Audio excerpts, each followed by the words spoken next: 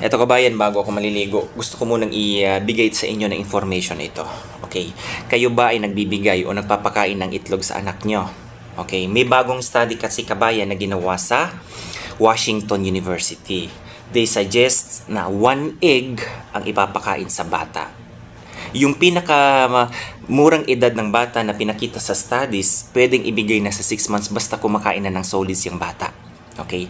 O yung mga medyo malambot-lambot na pagkain. At the early of 6 months, pwede mo nang bigyan ng itlog. Ngayon, kung binoil mo naman, specifically boiled egg po ang pinag-usapan natin. Sa mga bata na maliliit, babies, toddler, malasado. Okay? Malasado. Bakit ano ba ang meron sa itlog kung bakit nila sinasuggest na ibigay sa mga bata? Okay, at the early stage. Ang itlog po kasi full dense nutrient ang nandito sa itlog kabayan.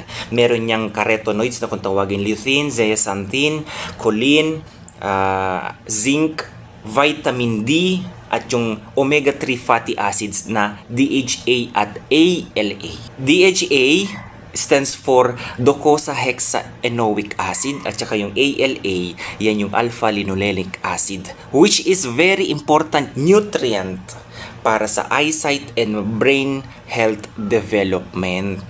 Para mas tumalino yung mga anak natin, bigyan natin ng itlog, ha? O kabayan, hindi lang naman ng itlog ang nakakapagbigay ng magandang brain development sa mga bata. Okay, marami dyan na mga mas mahal kaysa sa itlog. Bakit itlog ang sinasabi? Kasi ito yung very accessible na pagkain, na full dense nga. Minsan binibiro niyo yung mga bata, o bakit zero ka sa exam? Yan kasi puro ka itlog. O wag natin gawing basihan yung hugis ng itlog. Ha, hindi porket bilog yan, bagkus yan pa ay nakakatulong sa mga bata. May na-vlog na ako dito, okay?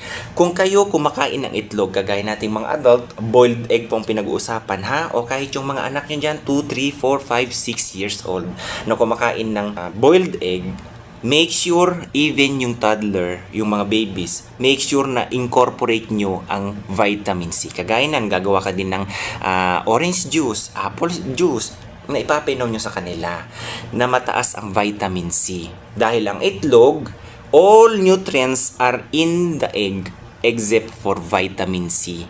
Anong importansya ng pag-incorporate ng vitamin C sa kinakain kabayan?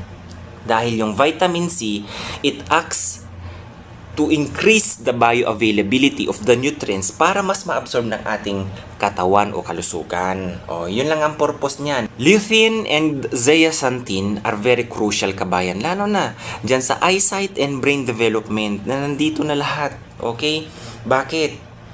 Dahil yung lutein and zeaxanthin, as they are highly absorbed in the eye and the brain tissue.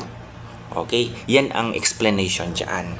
Ngayon, yung vitamin D, baka sasabihin mo, anak, kumain ka ng itlog, akin na lang yung dilaw, ha? Kunin mo na lang yung puti. Yung puti po kasi consists of protein mainly. Pero hindi nyo ba alam na mas mataas ang protein content ng dilaw at vitamin D?